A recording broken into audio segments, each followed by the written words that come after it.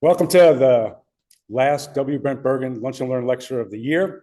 I'm Chris Judge, your host. We're here in downtown historic Lancaster, coming to you live.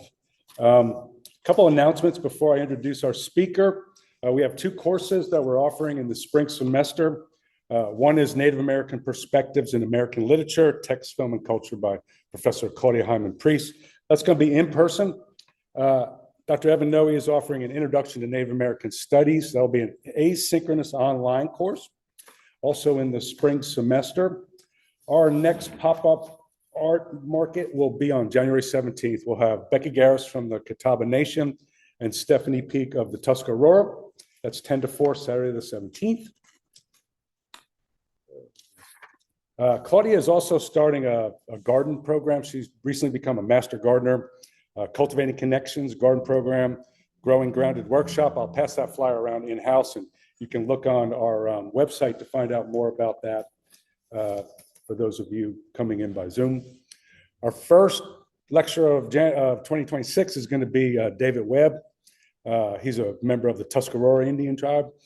Indigenous Carolinians, a history of original peoples from present-day tribes. And that's on the 23rd. Today, I'm delighted to introduce my friend and colleague, Dr. Chelsea Fisher. She's assistant professor in the Department of Anthropology on the Columbia campus. That's in the McCausland Arts and Sciences College. That's the biggest college down there. She got her PhD and her MA from the University of Michigan, and that is one of the premier places in the country to study anthropology and archaeology. And she did a BA at the College of Worcester in Ohio. I started to say Massachusetts, because of Worcester, Massachusetts. She teaches both undergraduate and graduate courses. She teaches introductory course, Primates, People, and Prehistory, Principles of Archaeology, which is a 300-level course, Mesoamerican Prehistory, special topics in environmental archaeology, and development of anthropological archaeology, which is a theory course that all of the graduate students fear. But I'm sure you do a really good job of that. Her research interests are in anthropological archaeology, environmental justice, traditional ecological knowledge, food and agriculture, and community-engaged research. And these all kind of combine and collide in her 2023 book from University of California Press, Rooted in a Useless Land, Ancient Farming, Celebrity Chefs, and Environmental Justice in the Yucatan. She works all over the place. She has worked in Honduras, Belize, Mexico, and in Romania. Today, she's going to talk about the Invented Indigenous Histories of Appalachian Showcase. I'm really looking forward to this. So please make welcome Dr. Chelsea Fisher.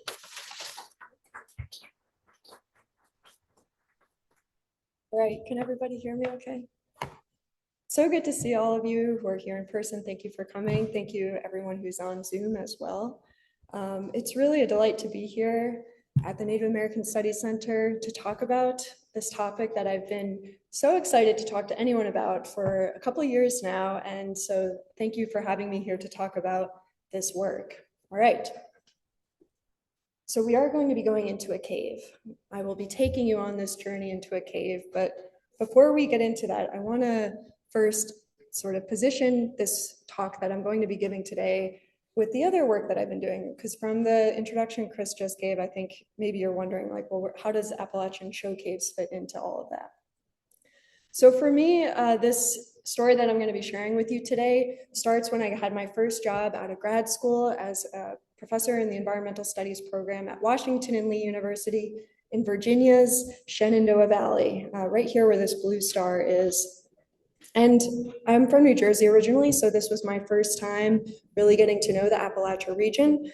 As Chris mentioned, I was working on a book for my first few years at WNL, and that book was based on an archaeological research I did to understand the deep histories of indigenous land dispossession in Mexico.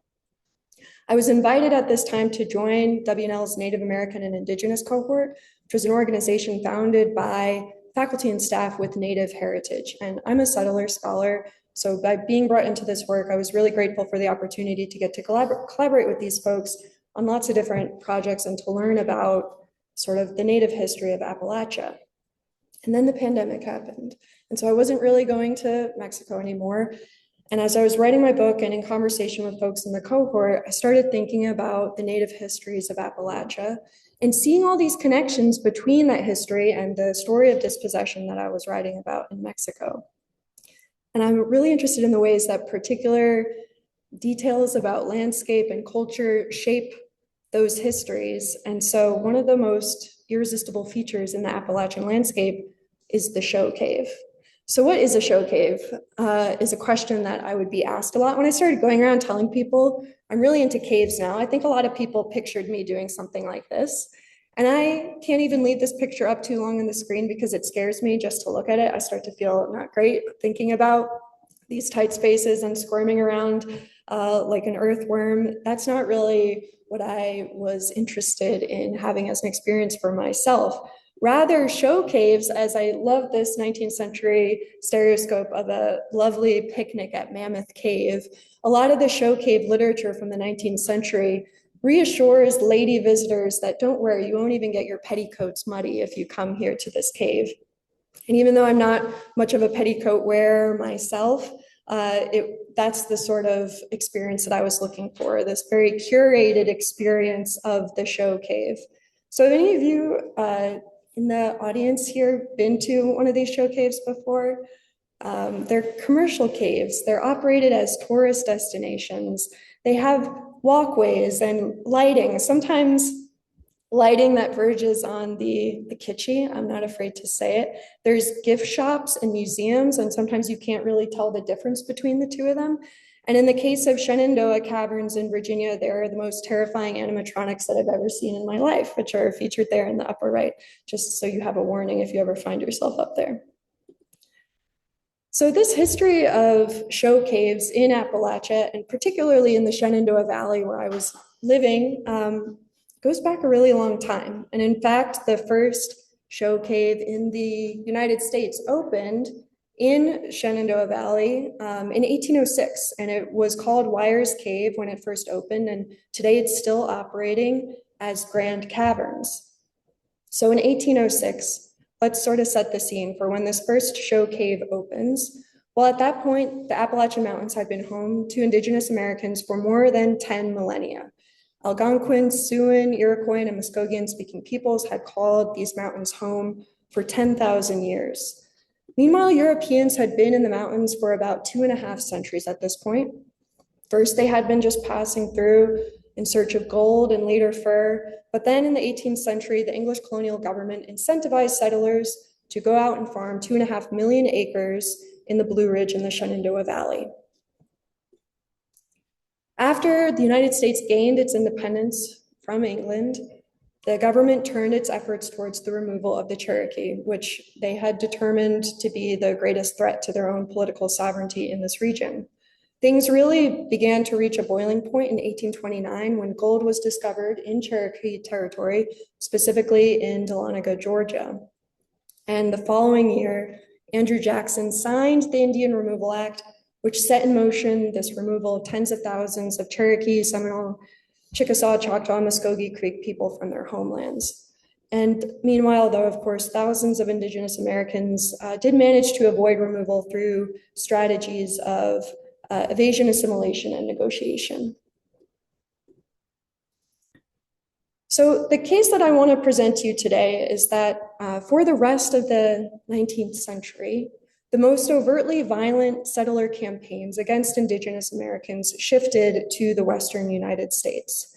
And I don't think it's entirely coincidental that the heyday of the Appalachian show cave industry ran alongside this period of pronounced violence in the West.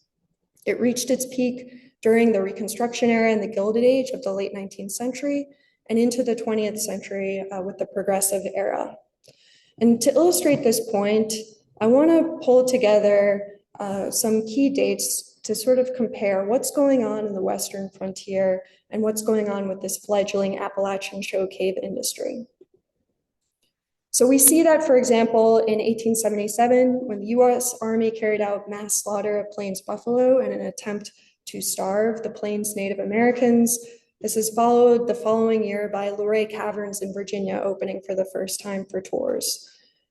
In 1888, Gap Cave in Tennessee is forcibly blasted open, and the following year, the Fort Laramie Treaty is violated and the Great Sioux Reservation is broken up. The next year, Wyers Cave in Virginia is lit for the first time by electricity. And the following year, you have the terrible massacre at Wounded Knee. I don't bring these dates together in any way to suggest causality or to suggest equivalence between these. But what I do want us to look at is how these very different phenomena are upholding the same system and reinforcing a shared goal. And to understand what that goal is, I want to bring in this framework of settler colonialism. So settler colonialism, I'll define it here as ongoing process by which colonizers occupy land with the aim of displacing, eliminating, or assimilating indigenous peoples and cultures. Unlike other kinds of colonialism that might just extract resources and bring them back home, settler colonialism involves a systematic attempt to replace an indigenous population. This is key to how I'm thinking about show caves. And I want to bring in a few different scholars within settler colonialism whose ideas have been really useful for how I'm approaching this. So Kei-Wen Yang, a scholar of settler colonialism, has talked about settler colonialism as a mutating set of technologies that can really change very quickly and is capable of generating new social relations with land by first eliminating indigenous presence and then rendering land alienable. Patrick Wolfe has talked about how settler colonialism is a shapeshifter, and it undergoes a predictable shift from outright violence to what he calls more genteel forms of elimination.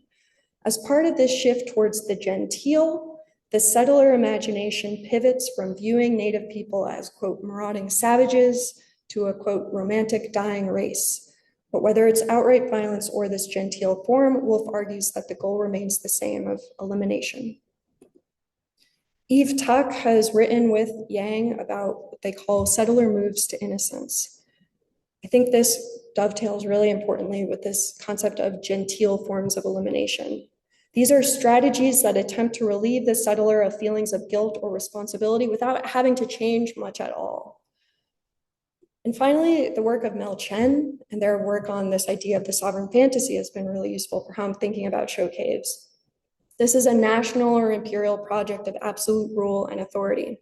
With all these ideas coming together, with settler colonialism as a set of technologies that changes towards these more genteel forms, moves to innocence and sovereign fantasies, I think this is key to understanding the role that show caves were playing in Appalachia during this time. So I want to build a case here with the rest of my time with you to talk about how Appalachian show caves are one of many different genteel forms of settler colonial technology that rose up in the eastern United States at this same time, while violence against Indigenous Americans was escalating in the West. I think that show caves furthered the project of attempting to eliminate the Indigenous American presence by extending to underground realms the same logics of land dispossession that settlers had first used on the surface. And I think importantly here, I want to stress that I don't think visitors or show cave operators were aware that this is what's happening. This naivete, though, or what Tuck and Yang might call a move to innocence, is how this is all able to work.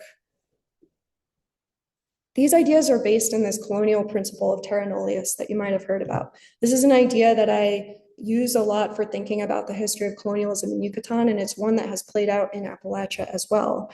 It translates in Latin to nobody's land, and it's this imperialist or nationalist policy of land dispossession that I'll talk more about in a bit, that cast indigenous land as empty waste or nobody's land. But we're going to play with this idea a little bit, bring it underground, so to speak, sub terra nullius, underground nobody's land, to think about how were show caves used to bring this sovereign fantasy of terra nullius underground.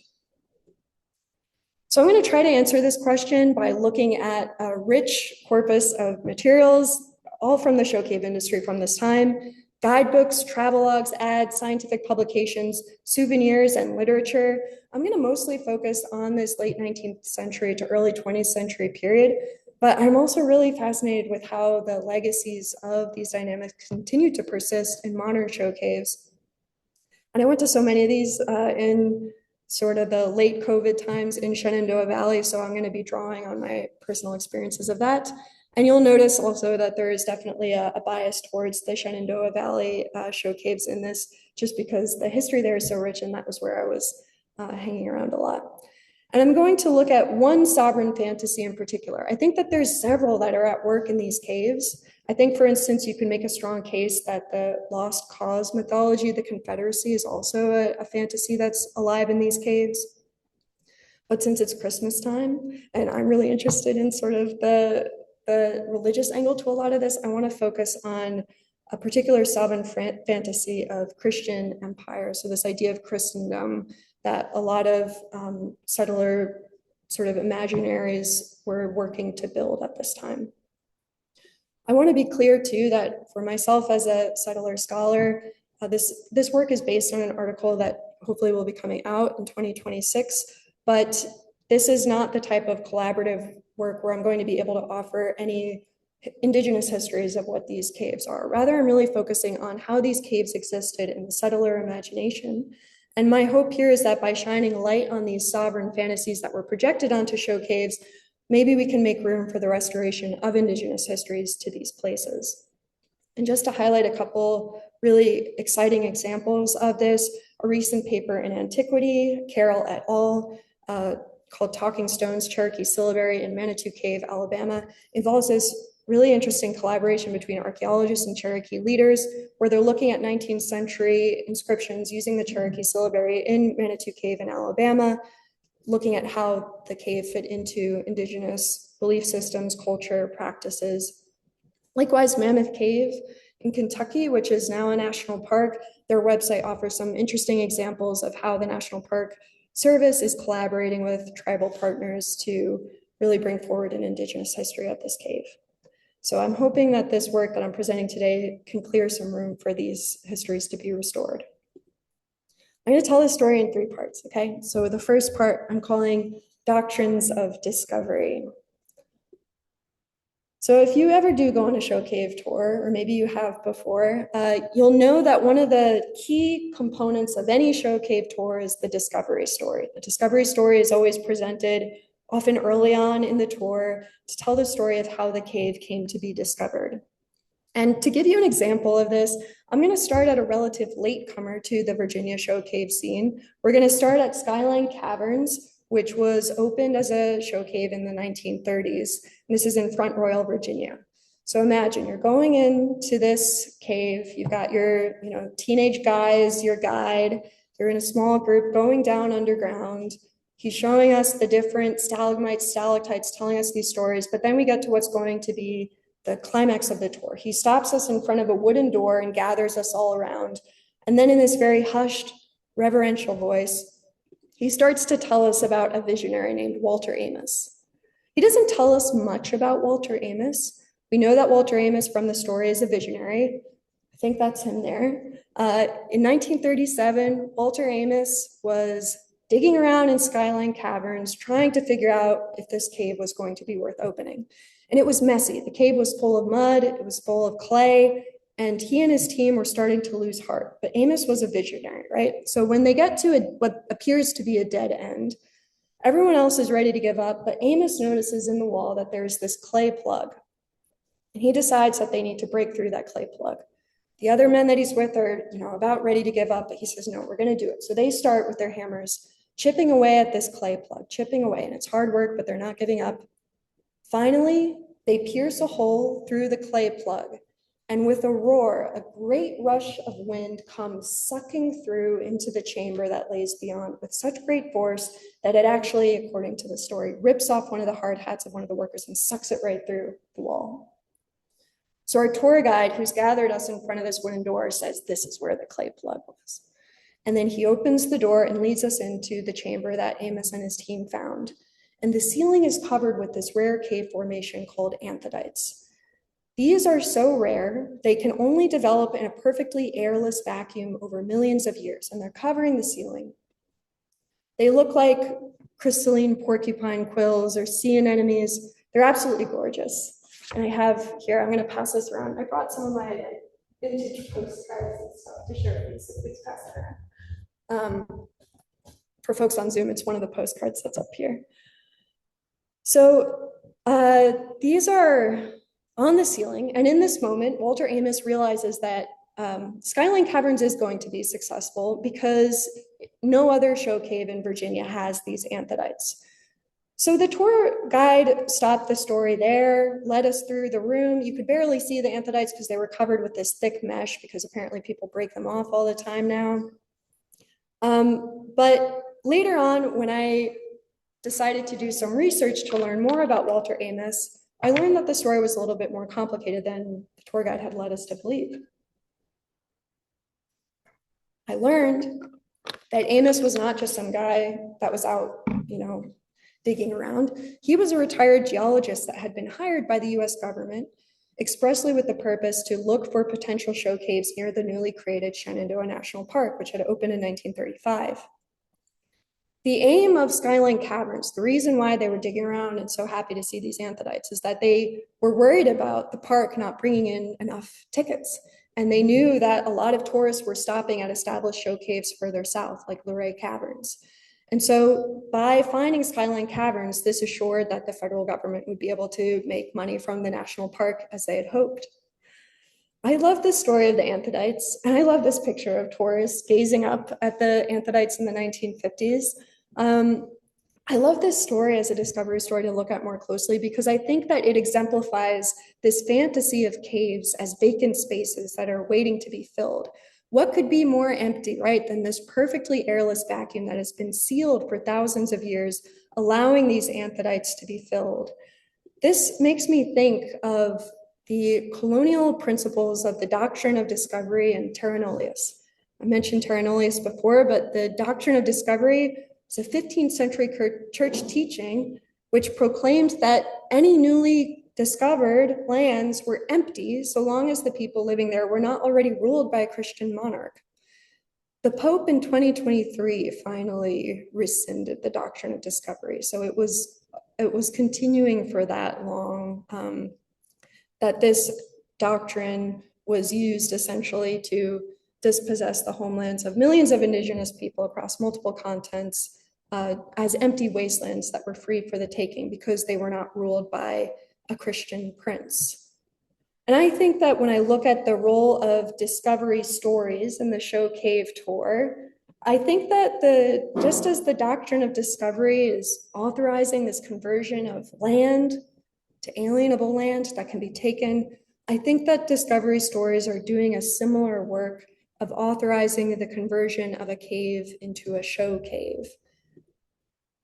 What's really interesting about so many discovery stories, though, is that they seem to suggest that discovery is often something that happens accidentally or serendipitously. So I want to show you a bunch of caves discovery stories, a brief hors d'oeuvre platter of them. So Mammoth Cave is discovered by a hunter pursuing a wounded bear.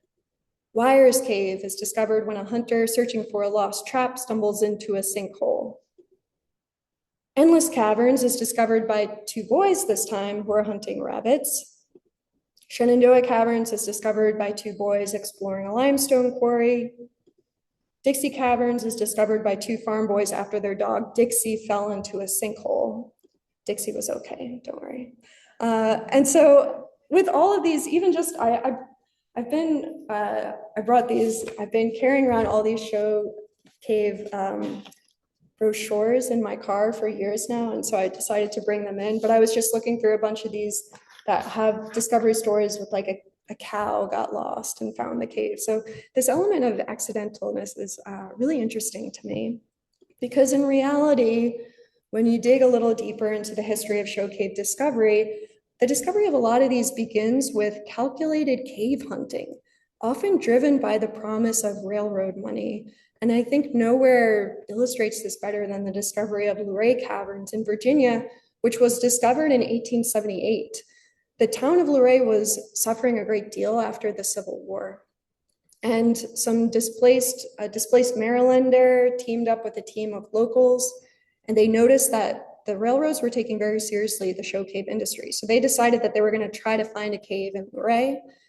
They went out searching. According to legend, the entire town made fun of them and called them phantom chasers and cave rats. They eventually found the entrance to what would become Luray Caverns on a tract of land called Cave Hill. There was already a cave known to be there, but it wasn't nearly as spectacular as Luray. And these cave hunters knew that this land was actually, the owner was bankrupt. And so the land was going to be auctioned off at the county court the next month. So they kept their mouths shut about their discovery. They bought the land for super cheap. They tried to open up the cave. The original owners immediately sued them. They ended up reversing the decision and getting the land awarded back to the original owners, who then promptly sold to the railroad company. And the railroad did come through Luray, but these cave hunters were squeezed out of the deal. What this story, I think, illustrates is that, again, this is much more calculated than these sort of sanitized discovery stories by accident would make it seem.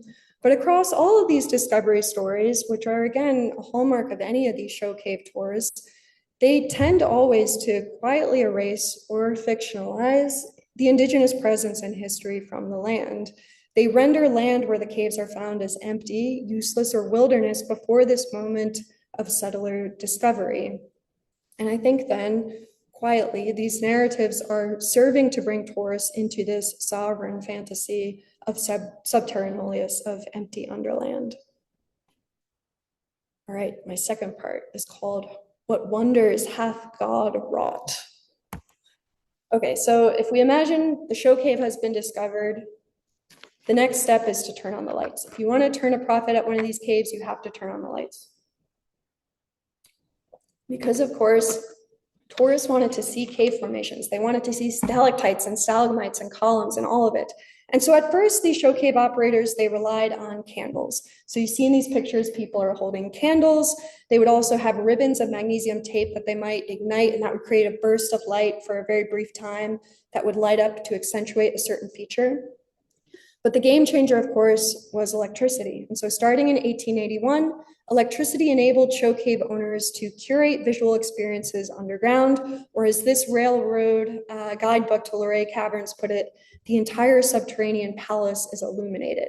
And to keep in mind here, this is 1881. Most rural homes in Appalachia wouldn't receive electricity until the 1930s or 40s. Seeing the underworld lit up in this way created for many an indescribable experience, but the show cave guidebooks from the times, their authors still really grasped to convey what this effect was like in words. And I want to share an example from one of these guidebooks by S.E. Ammon, writing in 1882. He writes, "Queer shapes present themselves at every turn, aping grotesquely the things of our past experience, and beyond a background of pitchy darkness in which the imagination locates more than the eye can see. We are in a place where, all for all, nothing has its fellow in the world above, and where everything is sacred and inviolable."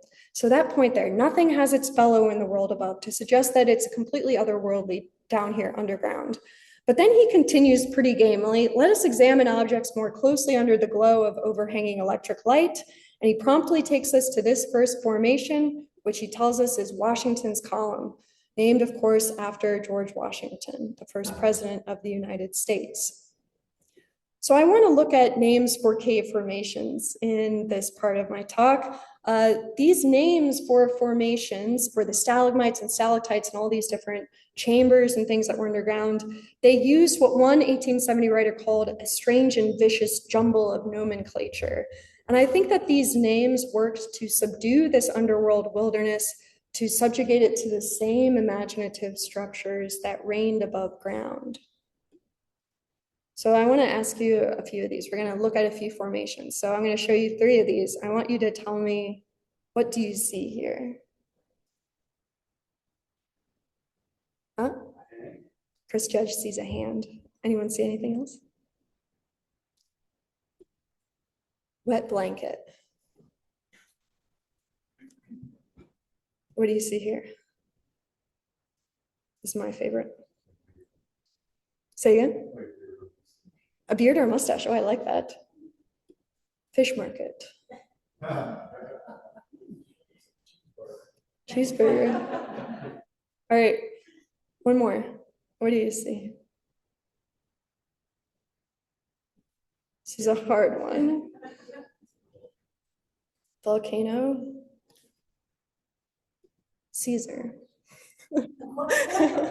Okay, So I like these three examples because I think we had the good range of reactions. When you go on an actual show cave tour, there's the same moment that we sort of just reproduced here happens down in the cave as well, where in the moment that the guide tells you the name of something, you either have the moment of, oh, yeah, I see a fish market. Or in the case of ones like Caesar, you're like, Caesar. And then you're trying to see Caesar. But the point here is that this act of naming, I think it prompts the seer to look for what is named. And in that moment, other ways of seeing formations becomes difficult, if not for many of us, I think, impossible. And for our 19th and early 20th century visitors to Show Cave, this act of naming in the guidebooks, it clearly is done in a way that suggests it's mastering the unknown and subduing it into the realm of the familiar. And you probably won't be surprised then, sort of with my focus being on the role of Christian empire as a sovereign fantasy within this, biblical and ecclesiastical names. Oh, I'm a little bit cut off here.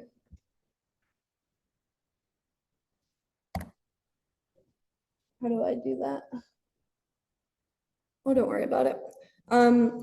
With some of these names, they, from Bible and church sources, they offer this really rich turf, I think, for this fantasy. So we have Solomon's temple and Solomon's throne and Solomon's pillar and Solomon's meat house. So all of these I've gone through different cave guidebooks and compiled a list of ones that often show up multiple times across different caves. You see Solomon's temple there, Hagar and Ishmael, Jacob's ladder and Jacob's tea table and Jacob's ice house, Garden of Eden. So all these are terms deriving from the Bible. Guardian angel, angel's harp. Here's an angel's harp. Mary's and Martha's vineyard.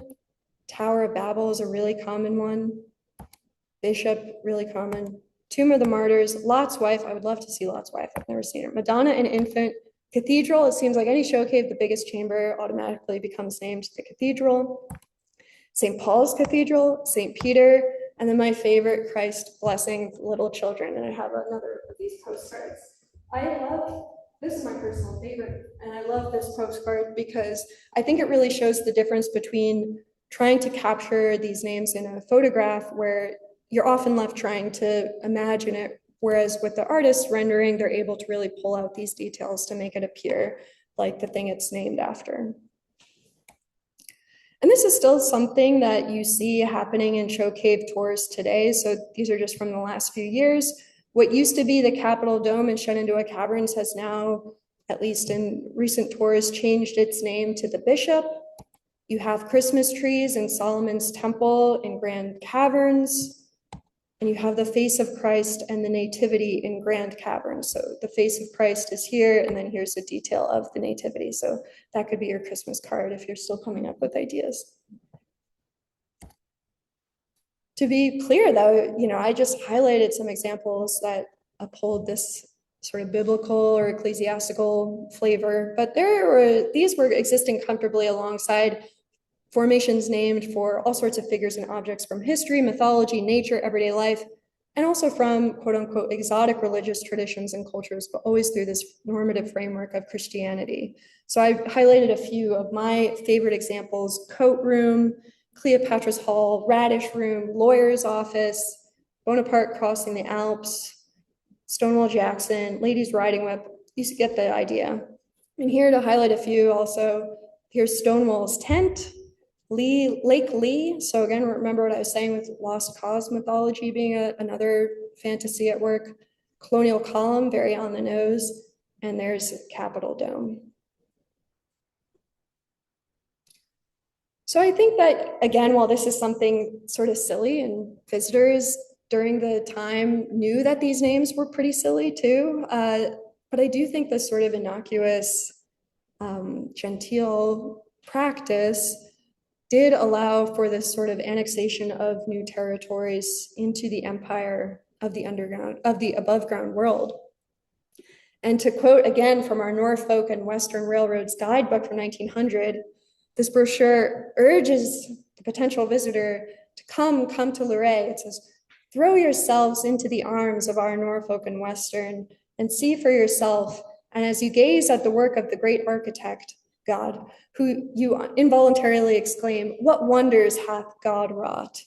And what wonders indeed. I think that naming these queer shapes of the subterranean realm snapped them into the contours of the conquerors who upheld and advanced the settler mission of surface Christendom, Washington and Napoleon, Bishop and Christ. All right, my third and last part, calling it Lost Tribes, Christ Figures, and the Ancestral Remains of Skeleton Gorge. So in this section, I'm going to be talking about an individual whose remains were found encased in a stalagmite in Luray Caverns.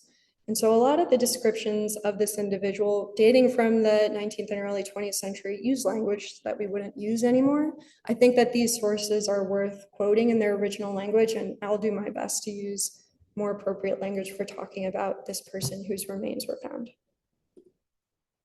So 1878, right after Luray opens to tourists, a cave specialist named H.C. Hovey publishes a report in Scientific American where he breathlessly announces that there are signs, there are proofs that the Indians explored these hidden recesses by some other means than the present entrance. So he points to some finds that he and his team made. They found charcoal, they found an arrowhead, they found what they call a moccasin print that was encrusted with a thin layer of lime. But the clearest evidence that Indigenous people had been in the cave before it was discovered in 1878 was this person. So Hovey writes, "In a gulch near the Imperial Spring, human bones are visible. The remainder of the skeleton is concealed under dripstone, for whose formation several centuries must have been required. The unlucky adventurer, apparently a youth less than 18 years of age, is supposed to have lost his way amid the darkness, and to have fallen from the cliff at whose base his bones now lie entombed in alabaster." So this person must have died at least a handful of centuries ago because of the way that the stalagmite had formed over their bones. So for the next several decades after this part of the cave becomes known as Skeleton Gorge. Here you're seeing it in one of these stereoscopes. And it became a highlight of Luray Cavern tours. And we see in guidebooks and travel logs, people reflecting on the experience of getting to see and in some cases handle the remains of this person. So one guy, Riley, in 1882, goes into a sort of reverie thinking about this. He describes it this way. "The guide picks up and hands us the larger bone of the arm. How did it come here? Have the drifts that made this vast vault invaded the sanctuary of the dead above and floated the skeleton into the stupendous sepulchre? Or did in the ages primeval some venturesome soul, filled with heroic endeavor, attempt to explore its unknown labyrinths and perished in the attempts?" 19th century writing, right? AI could never. And so, right, to simplify this a little bit, because I know when I'm reading this, I have to read it like 6 times and then be like, okay. So he's asking, like, did this person's remains float down from the surface and end up down here? Or is this someone who in life wandered down here, maybe got lost and ended up accidentally dying down here, perishing in the attempts? A few decades later, in 1921, the Smithsonian's first curator of physical anthropology was invited by the owner to come do an inspection of the Skeleton Gorge ancestor. So this guy's name is Ailes Herdlicka. I'm sure I'm saying that wrong. But he was also a renowned eugenicist at the time. And he was, at this time in the early 1920s, really jazzed on a theory that he had that was disproven at the end of the 20s, that Native Americans had only been on the continent for about 3,000 years. So it was this very shallow history of Indigenous Americans. This would later be disproven by finds like at the Folsom site in New Mexico. But at this time when he visited, he was really arguing very strongly and building academic support for this theory. So Herdlicka came to try to inspect these remains. He tried and failed to remove the remains from the stalagmite. And so he ended up taking out the entire stalagmite with the human remains and bringing it back to the Smithsonian. And I've tried to figure out if there's any documentation after that point of where that person ended up in the Smithsonian. I haven't been able to find anything, but I know that they are engaging in a multi-year project right now to sort of correct some of this earlier collection of ancestors that took place. So maybe we'll learn more about this person. Even as scientific assessments were popular at this time, this individual really captivated the imagination of a lot of writers as well. And we can see some of this imaginative work in three different literary publications that I want to share briefly with you all, that are imagining who this person was, this person who was found in Skeleton Gorge. So our first one, published in 1887, is an illustrated poem called Legend of the Luray Caverns by Pauline Carrington Rust. So in Rust's version of events, the human remains belong to a young brave that she names Messinetto. Messinetto has betrayed his tribe in Rust's story because he got romantically involved with a white woman, or as she puts it, mated with the pale-faced dove. And his tribe is angry at him for this betrayal. So the poem unfolds with a tribal council. Messinetto never speaks a single word in the entire poem. The tribal council condemns him to death, and they choose as the place where he's going to die. He's going to be buried alive in a nearby cave, which of course is Luray Caverns. Rust's poem ends with Messinetto always silent, never getting even a moment of rest, because as she says at the end of the poem, to this day, his rest is disturbed by noisy cave tourists who come to gawk at him. There's a novel that came out in 1893, Arsareth, A Tale of the Luray Caverns by B.C. Warren. This one is wild. I wish I had more time to talk about this story with you, but I will go down a rabbit hole and never get out. So let me just do my best to say only a little bit about this. Arsareth mixes lost cause nostalgia with Victorian spiritualism to reimagine Luray Caverns as an ancient treasury for the lost tribes of Israel. So there's a plantation owner and his daughter who are struggling. They communicate with the dead through a Ouija board. The Ouija board tells them that there's a nearby mound that has to do with a lost Israelite tribe in Virginia, and they are able to ultimately find this treasure and save their plantation using the Ouija board. This is similar to a lot of other mound builder myths that in some way imagine the Native Americans as having descended from the lost Israelites. That's a belief that comes up quite a bit in the United States at this time. But unlike other mound builder stories, Arsareth imagines Native Americans not as the descendants of Israelites, but as the perpetrators of a genocide against Virginia Israelites. So it suggests that the ancestors of the modern Native Americans killed out this lost tribe of Virginia Israelites. All right. And the last example I want to talk about, a story that came out in 1922, called Tongo, the Hero of the Luray Caverns by Walter Tuttle. Now this one features photographs that are copyrighted by the Luray Caverns Company, featuring this youth who is only ever named as Tongo. This story uses a very heavy-handed, I think, Christ figure metaphor for Tongo, who's the hero of the story, as someone who sacrifices his own life by choosing to die in Luray Caverns to purchase peace for his people. So we're told in this story that Tongo is born into an Eastern Virginia tribe in the 6th century. And as a boy, he teaches the adults and others around him with his great wisdom through parables.